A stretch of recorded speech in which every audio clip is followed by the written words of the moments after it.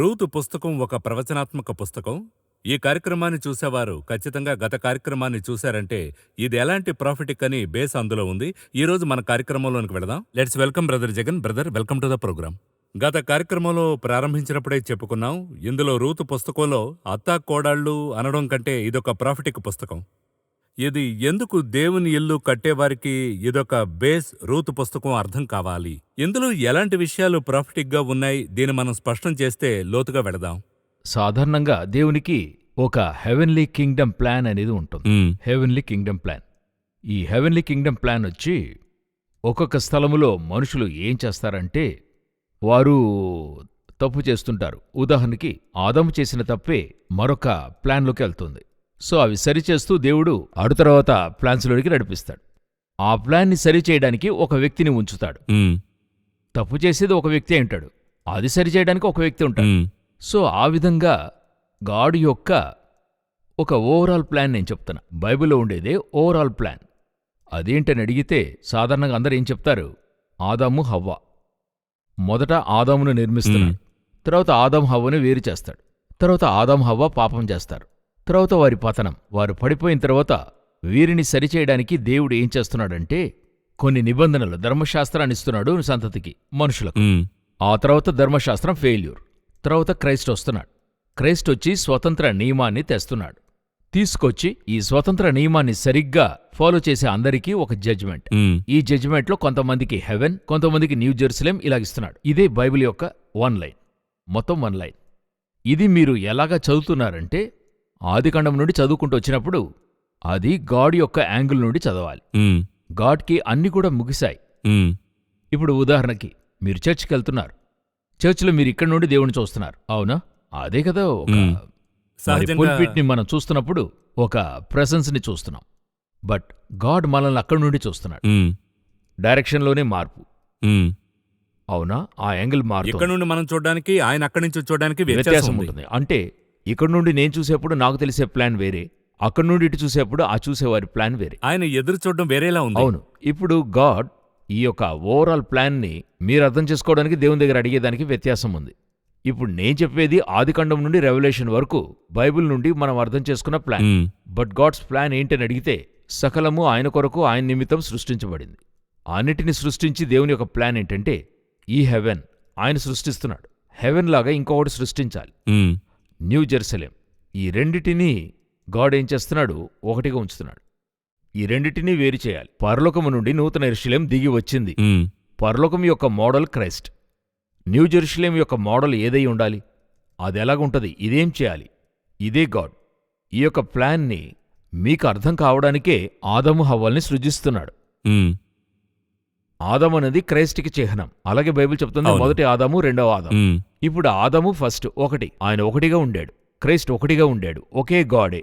తర్వాత ఏం చేస్తున్నాడు? హవ్వను వేరు చేసినట్టు దేవుడు ఏం చేస్తున్నాడు? రెండుగా భాగిస్తున్నాడు. న్యూ జెరూసలేం అలా రెండుగా. హవ్వను ఎలాగా ఆదాము ప్రక్కటి ఎముక నుండి గురిచి చేస్తాడో అదేవిధంగా క్రైస్ట్ ప్రక్కటి ఎముక గుచ్చబడుతుంది కల్వరిలో. ఆ తర్వాత సంఘం ఏర్పడుతుంది. సో క్రైస్టు హెవెన్ యొక్క ప్లాను, హెవెన్ యొక్క మోడల్. ఇప్పుడు న్యూ జెరూసలేం వచ్చి సంఘం యొక్క మోడల్. ఈ ఆధారములోనే మీరు చదవాలి. ఇలా చదివి చూస్తే మీకు బైబిల్ వేరే యాంగిల్లో తెలుస్తుంది, డైమెన్షన్లో తెలుస్తుంది. ఇదే గాడ్ మనకు చెప్పి ఉంచాడు. ఈ ప్యాటర్న్లో ఆయన ఏం చేస్తున్నాడంటే ఈ హవ్వను సృజించాలి కదా. సృజించేప్పుడు అలా ఆ మధ్యలో ఉండేటువంటి ఆ కాన్సెప్ట్స్, ఇందులో మనుషులు చేసే మిస్టేక్ని దేవుడు సరిచేసుకుంటూ వస్తున్నాడు. ఇప్పుడు నోవహుకి ఒక కాన్సెప్ట్ ఇస్తున్నాడు, ఓడను చేసి ముగిస్తున్నాడు. బట్ అటు తర్వాత అతని కుమారుని అతనే శపిస్తాడు. అది అతను చేసి ఉండకూడదు. తన కుమారుని శపించాడు. అబ్బాయి చేసింది తప్పే. బట్ యేసుక్రీస్తుని చూడండి, బిడ్డలు చేసింది తప్పే, అయితే ఆయన క్షమించాడని ఉంటుంది. తనపైన వేసుకున్నాడు. ఈ విధంగా ఒక్కొక్క చోట ఒక కరెక్షన్ అనేది జరుగుతూ ఉంటుంది. శాంసన్కి అదే విధంగా బ్యూటిఫుల్ గా తీసుకొచ్చాడు. అయితే అక్కడ ఒక తప్పు జరుగుతుంది. అబ్రహాం హాగర్ను పెళ్లి చేసుకుంటాడు, ఒక మిస్టేక్ జరుగుతుంది. ఈ విధంగా మిస్టేక్స్ జరుగుతుంటాయి. చూస్ చేస్తున్నాడు. చూసింగ్ కరెక్ట్ గా ఉంది, అందులో మన హ్యూమన్ ఎలిమెంట్ ఉంది, అక్కడ లోనికి వస్తుంది. ఇదే ఇప్పుడు మన దగ్గర ఉన్నటువంటి ప్రాబ్లం. వీఆర్ చోసన్ వన్నే. గాడ్స్ విల్ చేయాలనే చేస్తాం, ఒక దగ్గర మంది చేస్తాం. దేవుడు ఒకరోజు కూడా ఆయన యొక్క ప్లాన్లోనో విల్లులోనో మనది ఇసుమంతైన కలవడానికి ఒప్పుకోడు ఆయన. సో స్పిరిచువాలిటీలోకి ప్రవేశించింది వేరు, మనం రిలీజియాసిటీకి వెళితే చిక్కుకుంటాం. హ, ఇంకొక మాట చెప్పాలంటే స్పిరిచువాలిటీలో మీ ఫ్లెష్కి తావులేదు. స్పిరిట్కి ఫ్లెష్కి సంబంధం లేదు కదా. స్పిరిట్ వేరే మోడు. అయితే మనం వరల్డ్ లోనే ఉన్నాం. అయితే ఓల్డ్లో ఉండి స్పిరిట్ యొక్క పని చేయాలి. అదే అపోస్తుల పౌలు అద్భుతంగా అద్భుతంగా చెప్తాడు. చెప్తాడు. సో ఇప్పుడు ఆ యొక్క ప్లాన్ ని మనం ఆ మిస్టేక్ చేస్తున్నప్పుడు సరి చేయడానికి ఒక వ్యక్తి నుంచి ఉంటాడు, తోడుగా హెల్పర్. అటువంటి హెల్పర్గానే మీరు రూతును చూడాలి. 2500 ఇయర్స్కి పైగా ఒక జనరేషన్ వస్తుంది. ఈ జనరేషన్ ఒక చోటికి వచ్చి డెడ్ అవుతుంది. దీని తర్వాత ఈ జనరేషన్ పైకెళ్ళదు, ఇంతే ముగిసిపోతుంది అన్నట్టు అవుతుంది. అవుతున్నప్పుడు ఈ జనరేషన్ని మరలా పునరుద్ధరించాలి. ఇప్పుడు మీరు చూడండి, 2 ఇంజిన్స్ ఉంటాయి, కంపార్ట్మెంట్స్ చాలా ఉంటాయి. అవును. అయితే ఈ ఇంజిన్ కంపార్ట్మెంట్ చేరితేనే ఇంతమంది జనులు అక్కడికి వెళ్తారు. అంటే లాక్ అవ్వాలి. లాక్ అవ్వాలి. ఆ మధ్యలో ఉండేటువంటి లాక్ లేకపోతే ఏ ప్రయోజనం లేదు. ఇంజిన్ యాక్టివే, జనులు వెళ్ళడానికి రెడీయే, అయితే వెళ్ళలేరు. అటువంటి ఒక లింకే రూతు. టర్నింగ్ పాయింట్ అదే. భయంకరమైన టర్నింగ్ పాయింట్. ఇప్పుడు ఆలోచించారంటే జనరేషన్గా వస్తుంది. అలా వస్తూ బోయాజ్ దగ్గర ఆగిపోతుంది. బోయాజ్కి బాగా వయసు అవుతుంది, ఆగిపోయాడు. ఇప్పుడు బోయాజు యొక్క జనరేషన్లో నయోమి యొక్క జనరేషన్ కలవాలి. సో ఇద్దరు ప్యాటర్న్ వేరు. ప్యాటర్నే వేరే. ఈమె వెళ్ళిపోయింది. దీనికి ఒక నోయమి అవసరం, ఇంకొక ట్విస్ట్ ఉంది. ఈ నయోమి వెళ్ళి రూతును తీసుకురావాలి. పనివాడు వెళ్ళి రిబ్కాని తీసుకురావాలి. యాకోబు వెళ్ళి లేయాను తీసుకురావాలి. సో ఆ పని మనిషికి అర్థం కావాలి, అక్కడ అర్థం కావాలి.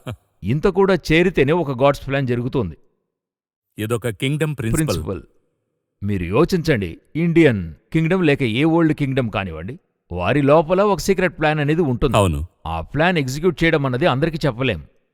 అది పర్టికులర్ వ్యక్తులే చెప్పగలరు. వీళ్ళు అందరికీ చెప్పకుండా నెరవేర్చాలి. అందరికీ చెప్తే ప్లాన్ ఇదైపోతుంది. అవును. ఆ ప్లాన్ ఎవరికి చెప్పకూడదు, కానీ ఆ ప్లాన్ నెరవేర్చాలి. యోచించి చూడండి, చుట్టూ ఉన్నవాళ్ళు ప్లాన్ తెలియకుండా పనిచేయాలి. నయోమికి ఆ ప్లాన్ తెలియలేదు, అదే రూత్కి ఆ ప్లాన్ తెలియలేదు. ఇదే ఒక ట్విస్ట్. ఇంట్రెస్టింగ్ గా వాళ్ళు చేయాలి. అయితే ఒబే చేయాలి, చేసే జరిగించాలి, సెన్స్ చేయాలి. ఇది తెలుసుకుని చేసే ఒక గ్రూప్ ఉంది. అబ్రహాంకి తెలుసు, మోసెస్కి తెలుసు, అవునా? ఒక్కొక్కరికి తెలుసు, ఆ ప్లాన్ తెలుస్తుంది. ఆ ప్లాన్ తెలుసుకుని చేసే ఒక గ్రూప్ ఉంది, అది వేరే లెవెల్. తెలుసుకుని తప్పు చేసే ఒక గ్రూప్ ఉంది. ఇప్పుడు సంసోనికి ఆరంభంలోనే తెలుసు, దేవుడు అతని పట్ల సెపరేట్ యూనిక్ కాలింగ్. అది ఇక్కడ జాన్ ద బ్యాప్టిస్ట్ వచ్చింది, అదేలా అతను నిలబడుతున్నాడు. చూడండి డిఫరెన్స్. ఒక్కొక్కరి లోపల ఈ యొక్క హెవెన్లీ కింగ్డమ్ ప్లాన్ ఒకటి ఉంది, పర్స్పెక్టివ్ గా ఉంది. అప్పుడు రూత్కి ఇదొచ్చి అర్థమవుతుంది. ఒక దగ్గర తను వచ్చేప్పుడు గట్టి తీర్మానం తీసుకుంటుంది. ఈ ప్రాఫిటికల్ అనే దగ్గరికి మనం ఎక్కడొస్తున్నామంటే, ఈ యొక్క ఇశ్రాయేల్ వారి యొక్క జనరేషన్ ఆ తర్వాత మూవ్ అవ్వదు.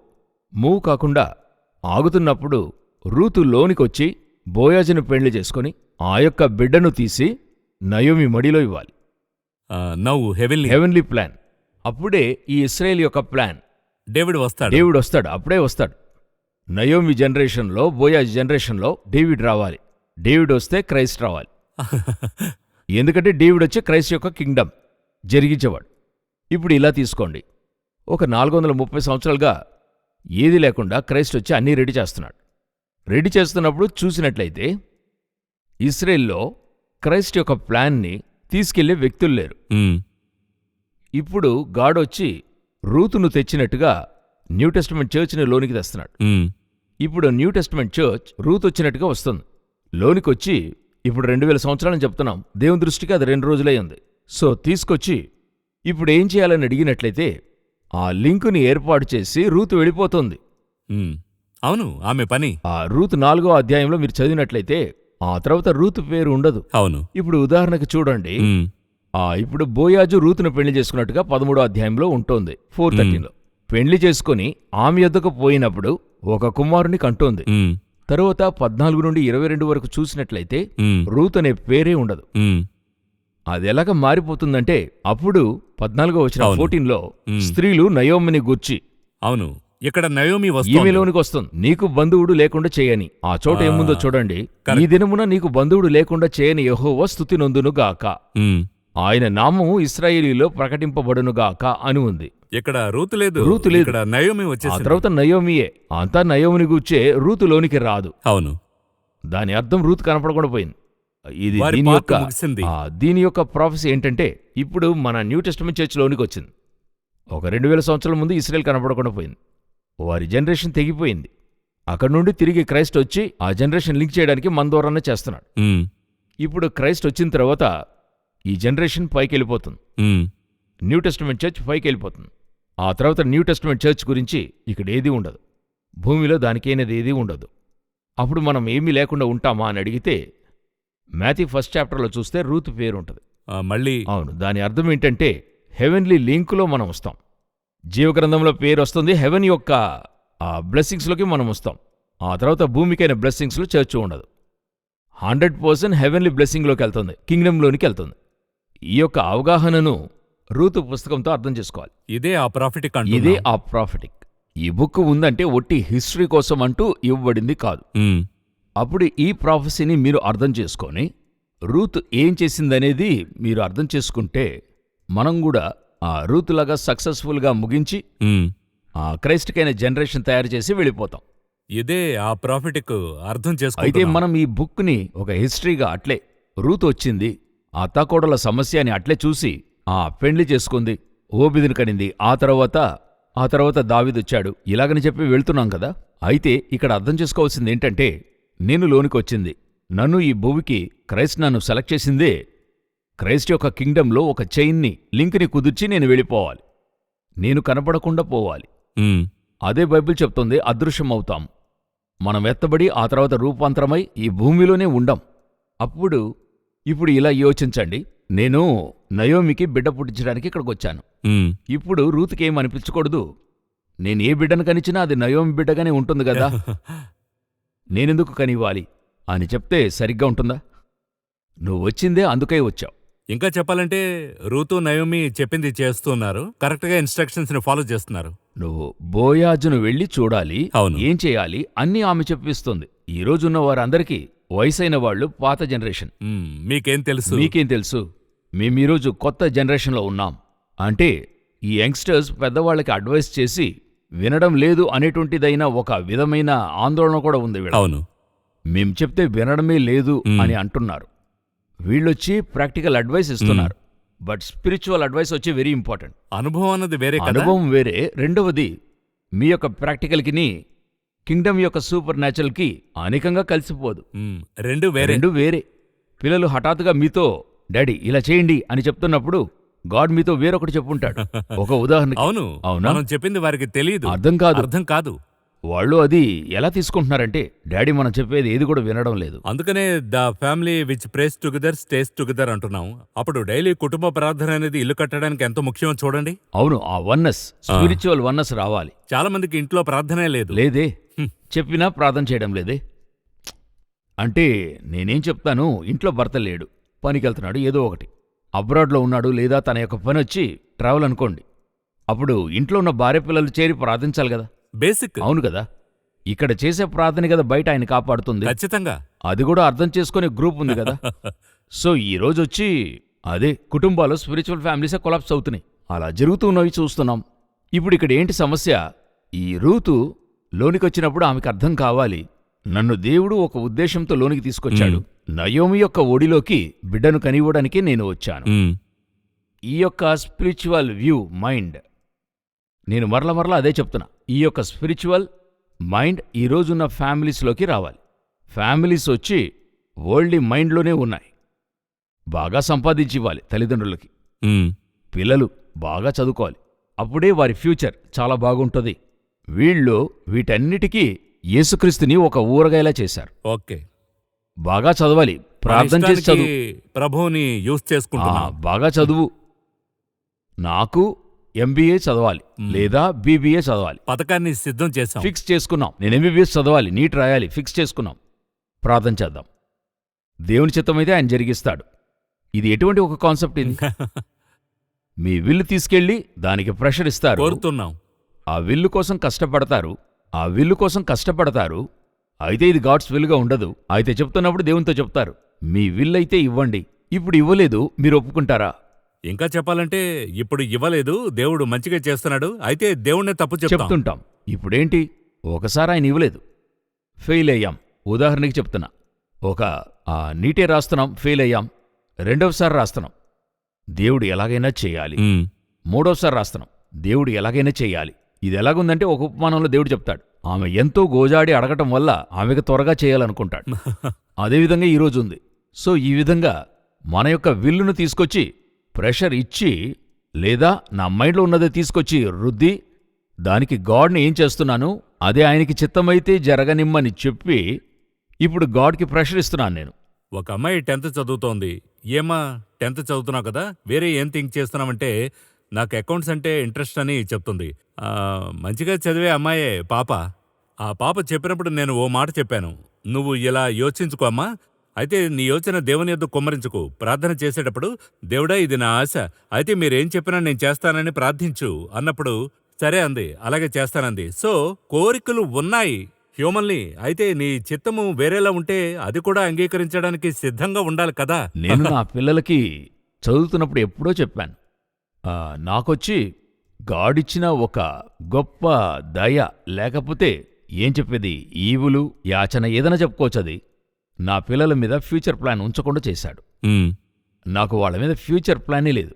ఇలా చెయ్యాలి, ఇలా చదవాలి, ఇలా రావాలని నేను యోచించిందే లేదు. దేవునికి తెలుసు, యోచించిందే లేదు. నేను ఎలాగ చదివి ముందుకు రావాలనేది యోచించి నాకు చేసింది ఏంటని తెలుసు కాబట్టి నేను యోచించింది లేదు. స్పష్టంగా వారు చదువుకోవడానికి వెళ్ళినప్పుడు చెప్తాను, ప్రార్థించండి, దేవునికి చిత్తమైంది చదవండి, ప్రార్థించండి, నేనే మీకు బ్యాక్ ప్రార్థిస్తా, దేవునికి చిత్తమైంది చదవండి. నా నుండి మీకు ప్రెషర్ ఉండదు. మీరొచ్చి ఇదే చదవాలి, తండ్రి ఆశ ఇది, తండ్రి ఆశయం ఇది, ఇది నెరవేర్చాలి అనేటువంటిది నాకు లేనే లేదు. మీరు ఆ తండ్రి కోరిక నెరవేరిస్తే చాలు. ఇంకా కూడా చెప్పాను, నేనుంటానో లేదో నాకు తెలీదు, అయితే యేసయ్య ఉంటాడో ఆయన పట్టుకోమని చెప్పాను. సో మొదటి బిడ్డకి అలాగే చెప్పాను, ఇప్పుడు రెండవది సన్నికి అలాగే చెప్పాను. నీకు దేవుడేం చెప్తున్నాడో, సజెషన్స్ ఉన్నాయి, ఇన్ని ఆప్షన్స్ ఉన్నాయి, నీకు దేవుడేం చెప్తున్నాడో అది నువ్వు చెయ్యి. ఇక్కడ సమస్య ఏంటి, ఒకటి నా ప్రెషర్ ఇవ్వాలి అంటే పేరెంట్స్ ప్రెషర్, అలా కాదా చుట్టూ ఉన్నారు ప్రెషర్, ఇదిగో ఫ్యూచర్ ఇందులోనే ఉంది.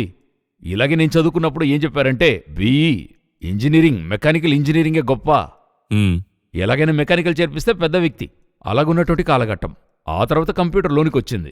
అలాగొచ్చిన కాలంలో కంప్యూటర్కే ఫ్యూచర్, కంప్యూటర్ లేకుండా ఏదీ లేదు. ఆ తర్వాత మీరు చూస్తే రోబోటిక్స్ వచ్చింది, ఇప్పుడు ఏఐ వచ్చింది. ఇలా చెప్తున్నప్పుడు ఆయా జనరేషన్లో ఇదే భవిష్యత్ అంటారు, భవిష్యత్తులో మరొకటి వస్తూ ఉంటుంది. నేనేం చెప్తాను, భవిష్యత్తు ఆయన చేతిలో ఉంది, సరేనా? కరెక్ట్. ఆయన అనుకున్నాడంటే బాగా చదివించి, దేవుడు మీ ఫ్యూచర్ తెలిసినవాడు కాబట్టి దానికి తగినట్టుగా చేస్తాడు. మన ఫ్యూచర్ ఈ రోజు డిసైడ్ చేసింది కాదు, అది 6000 సంవత్సరాల క్రితం డిసైడ్ చేసింది. అప్పుడేమవుతుంది, ఇక్కడొచ్చి ఈ యొక్క ఏం ప్లాన్ అనేది వీరి వల్ల అర్థం కాకుండా పోయి అనేక ఇండ్లలో ఇదే ప్రాబ్లంగా ఉంది, ఇదే చూస్తున్నాం. అప్పుడు రూత్కి తెలియాలి, క్లియర్గా తెలుస్తుంది వారేం చెప్తున్నారో దానికి తగినట్టుగా నేను చేస్తాను. ప్రాక్టికల్గా ఒక కార్యాన్ని నేను చెప్తాను. రూత్ వచ్చి ఒక యంగ్ లేడీ, అత్త చెప్తుంది ఒక వయసైన వ్యక్తిని పెళ్లి చేసుకోమని. Is it possible? ఈరోజు 1,000,000 ప్రశ్నలు వస్తాయి. ఈరోజు ఒక యంగ్స్టర్ని ఇంకొక యంగ్స్టర్కి తల్లిదండ్రులు చూస్తేనే అమ్మాయిలు 1000 ప్రశ్నలు అడుగుతున్నారు, అబ్బాయి అమ్మాయిని చూసి 1000 ప్రశ్నలు అడుగుతున్నాడు. అవునా? అవును. నాకిలాంటి ఒక డ్రీమ్ ఉంది, నాకిలాగ చెయ్యాలి, ఇలా చేస్తేనే చేసుకుంటానని వారు చెప్పే కార్యాలు ఎన్నో ఉన్నాయి. అయితే ఇక్కడ ఏంటి సమస్య, ఆమె చెప్తుంది నువ్వు వెళ్ళి ఆ బోయాజుని చేసుకో అని చెప్తుంది. వయసైన ఒక వ్యక్తి బోయాజే చెప్తున్నాడు, యవనస్తులను నీవు వెంబడించక నా వెనుక వచ్చావే అని అంటున్నాడు. ఈ యొక్క సమర్పణ, డెడికేషన్, మొదటిగా ఆ మాటకి విధేయురాలయ్యింది. రెండవది తన లైఫ్ను అక్కడికెళ్ళి ఒప్పగించాలి. ఎలాగా? ఒక వయసైన వ్యక్తిని పెళ్లి చేసుకోవాలి, డబ్బు గలవాడే కానివ్వండి, వయసైన వ్యక్తిని పెళ్లి చేసుకోవాలి. ఆ యొక్క వ్యక్తిని నేనెందుకు చేసుకోవాలి? నేనొచ్చి మీ అబ్బాయిని పెళ్లి చేసుకున్నాను, మీ అబ్బాయి చనిపోయాడు, అదే వయసులో ఉన్న మరొక వ్యక్తితో పెళ్లి చేస్తే న్యాయం కదా? ఇది క్రూరం కదా? అంటే వరల్డ్లీ దాటి ఒక స్పిరిచువల్ విషయాన్ని సెన్స్ చేస్తుంది. ఆ యొక్క సెన్స్ కలిగితేనే అది చేయడం కుదురుతుంది, లేకపోతే చేయలేం. స్పిరిచువల్ సెన్స్ చేస్తే మాత్రమే మనము ఎదురు చూడని కొన్ని కొరతలు అక్కడ ఉంటాయి. నా వ్యూలో కొన్ని కొరతలుంటాయి. ఆ కొరతలు నా కంటికి కనబడకుండా ఉండాలంటే నాకు ఈ స్పిరిచువల్ టచ్ ఉండాలి, స్పిరిచువల్ ఐస్ కావాలి. అది లేకుండా మీరు చూస్తే ఆ కొరత ఏం చేస్తుంది, గాడ్స్ ప్లాన్ని చేయనివ్వకుండా మిమ్మల్ని అక్కడి నుండి డైవర్ట్ చేస్తుంది. నన్ను ఆకర్షించిన వచనం ఏంటంటే, ఇందులో టర్నింగ్ పాయింట్ ఏంటంటే రూత్ చాప్టర్ 2:12. నాకు చాలా బౌజ్ చెప్పేది మ్యాటర్ చాలా వ్యత్యాసంగా ఉంది. తెలుగులో ఎలా ఉందో చూడండి. చాప్టర్ 2:12. యెహోవా నీవు చేసిన దానికి ప్రతిఫలమిచ్చును. ఇశ్రాయేలీయుల దేవుడైన యెహోవా రెక్కల క్రింద సురక్షితముగా ఉండునట్లు నీవు వచ్చితివి. ఆయన నీకు సంపూర్ణమైన బహుమానమిచ్చునని ఆమెకు ఉత్తరమిచ్చాను. ఈయన ఒక ప్రాఫిటిక్ కన్ఫర్మేషన్ చేస్తున్నాడు. నాకు అదే ఒక వ్యత్యాసంగా ఉంది. 100% కమిట్మెంట్. నువ్వు దేవుణ్ణి నమ్ముకున్నావు, సో 100% నువ్వు ఆశీర్వదించబడతావు. అయితే గాడ్ చెప్పింది చెయ్యాలి. దేవుణ్ణి నమ్మినవాడు ఏం చేస్తాడు? దేవుడు చెప్పింది చేస్తాడు. పేతురు ప్రభువుని నమ్మాడు. నీళ్ళలో దిగమంటే దిగుతాడు. అంతే కదా, పని అయిపోయింది కదా. మునుగుతున్నాం, నడుస్తున్నాం, అవన్నీ దేవుని హస్తంలో. నడిస్తే స్తోత్రం, మునిగితే లేపుతున్నాడు. అయితే దేవుడు చెప్పాడు. పేతురు నడిచింది నీటి మీద కాదు, పేతురు నడిచింది గాడ్స్ వర్డ్ మీద. వర్డ్ ద్వారా. అదేలాగున వల ఈ పక్క వేయమన్నాడు. వల వేశారు. ఫిషర్మెన్ వలలో చేపలు దొరికాయి. అయితే అంతకన్నా పెద్ద మిరాకిల్, చేపలనిచ్చి ఇప్పుడు నన్ను ఫాలో మీ అంటున్నాడు. అదే అదే. మీకు చేపలేగా కావాలి. అదే ఈ రూతు ఇప్పుడు చెప్తున్నాం కదా, ఒక వయసైన వ్యక్తిని పెళ్లి చేసుకుంటుందని. నా వల్ల కుదరని ఒక విషయాన్ని చేయమని చెప్పడం. నేను రాత్రంతా ఒక చేప కోసం ఆశపడ్డాను. ఆ చేపలు ఇప్పుడు 2 బోట్లలో ఉన్నాయి. నేను ఆశపడింది ఒక బోట్లో కొంచెమే. ఇచ్చేశాడు. 2 బోట్ల నిండా ఇచ్చాడు. ఇచ్చిన నేనే చెప్తున్నాను వదిలేయమని. ఇశ్రాయేలీయులను రెక్కల చాట్న మరుగుచేయు దేవుడని చెప్పి వచ్చాను. నాకు మంచే చేస్తారు. అవును, ఆ 60 ఏళ్ల వ్యక్తిని పెళ్లి చేసుకో. ఏంటి ప్రభువా చెప్తున్నారు? నీ చాటున నీవు పెళ్లి చేసుకో, నేను చెప్తా. ఇదే యెషయాకి, యెర్మియాకు తరచుగా ప్రాఫిటిక్గా. అంతమందికిని ఇందులో ఒక సాక్రిఫైస్ ఉంది కదా. ఆ సాక్రిఫైస్ లేకుండా స్పిరిచువల్లోకి కింగ్డమ్ లోపల మీరు ప్రూవ్ చేయడం అవ్వదు. దేవుడొచ్చి మీ దగ్గర ఒక ఎక్స్ప్లెనేషన్, మీరు ఇది చేస్తారని చెప్పి, అదే ఆ ఎగ్జామినేషన్ అని చెప్తున్నా. అది దాటితేనే ఆ బ్లెస్సింగ్ వస్తుంది. కరెక్ట్. ఆ సాక్రిఫైస్ని నేను చేయను, నా ఇష్ట ప్రకారంగానే చేస్తానన్నప్పుడు వరల్డ్లీగా. ఎందుకంటే నాకు ఆ 50 సంవత్సరాలు 100 సంవత్సరాలు బతికేది నాకు ముఖ్యంగా ఉంది. ఇప్పుడు చూడండి, రూతుని మీరు చూసారా? రూతుని మీరు చూసారా? ఎలాగుంటారో తెలుసా? ఏం తెలీదు కదా. ఈరోజు వరల్డ్లో, మన రాష్ట్రంలో పుట్టే తమ బిడ్డలకి ఎందుకు రూత్ అని పేరు పెడుతున్నారు? మోయాబులో ఎక్కడో పుట్టిన ఒక స్త్రీ. సంబంధమే లేదు, మనం చూడనూ లేదు, మన అవ్వ కూడా కాదు, సొంత వాళ్ళు కాదు. ఎంతమందికి రూత్ అనే పేరుంది? ఎలాంటి పేరు ప్రాఫిటిక్ నేమ్ పెడుతున్నారు? అదే ఆ సాక్రిఫైస్కి లభించిన ప్రతిఫలం. దేవుడు చెప్తాడు, నీ పేరుని ప్రస్తావింపజేస్తాను. చేశాడు గదా. ఈరోజు రూత్ అనే పేరు తీసేయలేరే. సరి, వీళ్ళకి పెట్టకుండానే పోనివ్వండి. వ్యక్తులకు పెట్టకపోయినా ఈ బుక్ నుండి రూతుని తీసేయగలరా? కానే కాదు, తీలేరు గదా. న్యూ టెస్టిమెంట్లో మొదటి అధ్యాయంలో రూత్ పేరు వచ్చింది కదా. రూత్ లేకపోతే డేవిడ్ లేడు, డేవిడ్ లేకపోతే అలాగే వస్తుంది. రూత్ లేనిదే డేవిడ్ లేడు, డేవిడ్ లేనిదే క్రైస్ట్ యొక్క ప్లాన్. అప్పుడు ఎంత ప్రాఫిటిక్ గా ఉంది. మీ యొక్క సాక్రిఫైస్ వెనుక ఒక బ్లెస్సింగ్ ఉంది. ఎందుకు దేవుడు తీసుకొచ్చి నన్ను ఇక్కడ పెట్టాడు? అయ్యో, నేను ఎదురు చూసినట్టుగా లేదే, నా జీవితం కుదరలేదే. నేనొచ్చి ఎలాగో ఎక్స్పెక్ట్ చేశా. మేము చర్చ్లో ఉండేప్పుడు మా చర్చ్కి వచ్చే ఒక తల్లి చెప్పింది, నాతో ఒక నటుని పేరుని చెప్తున్నారు. ఇది ఒక 20 సంవత్సరాల క్రితం. అటువంటి ఒక భర్తను ఎదురు చూశానండి, ఇతన్ని పట్టుకుని పెళ్లి కుదిర్చారే నాకు అని చెప్పి. నటుడు వంటి వానితో పెళ్లి చేసుంటే ఆ వ్యక్తి ఎక్కడెక్కడో ఊర్లు చుట్టుండేవాడు. మీకొక మంచి భర్తను ఇచ్చి ఉన్నాడు. దేనికి వందనాలు చెప్పకుండా ఇంకా వరల్డ్లీగానే చూస్తున్నారు. అవును, నేనొచ్చి సాధారణంగా చెప్తుంటా, మరి అందరూ హస్బెండ్లతోనూ వైఫ్ అందరితోనూ చాలా నెగటివిటీ ఉంది. మనకి నచ్చని విషయం, డిసడ్వాంటేజ్ చాలా ఉంటాయి. అయితే అది కాదు లైఫ్. అక్కడే రూల్స్. కింగ్డమ్ ఒకటుంది అందులో. అదే మా అమ్మ జీవితంలో చూడడం. సౌత్ ఆఫ్రికా నుండి ఇక్కడికి వచ్చారు, వచ్చి ఇక్కడే వివాహం చేసుకున్నారు. అయితే వారు అక్కడ్నుంచి రాలేకపోతే, అప్పుడు ఓడలో అక్కడ్నుంచి రాకపోతే నేను ఈ సేవను చేయలేను కదా. అప్పుడు హెవెన్లీ ప్రిన్సిపల్ ఎలా ఉందో గమనించండి. ఒక దేశాన్ని విడిచి వచ్చారు. చూడండి, అమ్మగారు వచ్చి ఆ ప్రోగ్రాం చేసి, ఆ యొక్క ప్రోగ్రాంకి అమ్మగారి తర్వాత మీరు చెయ్యాలని అనుకోకపోతే నేను ఇక్కడికి వచ్చిండేవాడిని కాదు. అవునా? మీరు ఆ ప్రోగ్రాం కొనసాగించాలనే కదా ఇలా.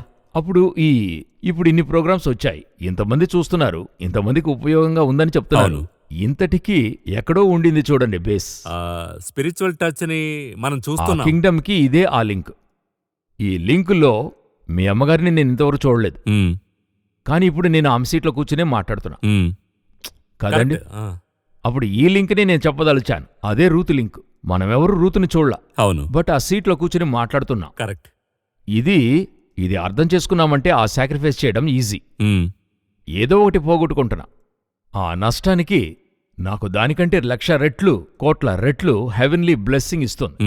ఈ ఆలోచన వస్తేనే నష్టములో కూడా. అందుకే పౌలు కూడా చెప్తున్నాడు, లాభమైనవన్నీ కూడా నాకు లాభమని తెలుస్తుంది, అయినా ఆయనను గూర్చిన జ్ఞానము నిమిత్తం నష్టముగా ఎంచుకుంటున్నా, ఎందుకంటే దీనికంటే అధికంగా దొరుకుతుంది. అదే మోషే చెప్తున్నాడు, కలుగబో బహుమానమందు దృష్టి ఉంచి ఇది పోగొట్టుకుంటున్నా. గాడు ఉద్దేశించిన ఒక లైఫే కానివ్వండి. రూతుకి లైఫ్ పోయిందని చెప్పండి, ఒక ముసలివానితో పెళ్లి చేసి ఉంచారని చెప్పండి. అయితే రూతుకి లభించిన ఈ ఘనత ఆమెతో ఉన్న కౌంటర్ పార్టీకి దొరకలేదు. అవునా? అదే బ్లెస్సింగ్. సో దేవుని ఇల్లు కార్యక్రమాన్ని చూస్తున్న వారికి రూతు పుస్తకాన్ని తిరిగి వారు చదవాలి అవును. కదా, తిరిగి ఖచ్చితంగా చదవాలి. ఈ యాంగిల్లో చదవాలి, ప్రాఫిటిక్ యాంగిల్లో చదివారంటే వారి ఇల్లు కట్టబడుతుంది. అందులో చాలా టేక్అవేస్ ఉన్నాయి. చివరి 10 సెకండ్లు ఏం చెప్పి ఈ చాప్టర్ను ముగించుదాం? గాడ్ మిమ్మల్ని నడిపించే దారిలో వెళ్ళండి. ఆ దారి మీకు ఇష్టం ఉండదు, ఆ దారి మీకు చేదుగా కూడా ఉంటుంది. అయితే ముగింపు సంపూర్ణంగా ఉంటుంది. అందులో కీడే ఉండదు, నష్టమే ఉండదు. నన్ను గాడు వచ్చి ఈ సేవకు రమ్మని చెప్పాడు. నేనొచ్చినప్పుడు నా దృష్టికి జీతం అధికం. అయితే ఇందులోకొచ్చిన తర్వాత కొంత కఠినంగా, కష్టంగా ఉండింది. అయితే చెప్తాను, ఇప్పుడు నాకు దేవుడిచ్చినటువంటి ఈ బ్లెస్సింగ్కి ముందుగా అవేమీ కూడా చెల్లవు. సో గాడ్ చెప్పి మీరు చేయండి, అది బ్లెస్సింగ్గా ఉంటుంది. చాలా సంతోషం బ్రదర్ జగన్. చాలా టేక్అవేస్ చూసాం. ఈ 2 కార్యక్రమాలు గాడ్ ఆర్డైన్డ్ ప్రోగ్రామ్స్ అని చెప్పొచ్చు. రూతు గురించి కొత్త డైమెన్షన్స్ మనం చూసాం. అంతేకాకుండా దేవుని ఇల్లు నిర్మించే వారికి ఇది బేస్గా ఉంటుంది. రాబోయే కార్యక్రమంలో ఒక డిఫరెంట్ అయిన యాంగిల్లో మనం మరో చాప్టర్ని చూద్దాం. ఈ కార్యక్రమానికి మీరు విచ్చేసినందుకు చాలా సంతోషం. వందనాలు.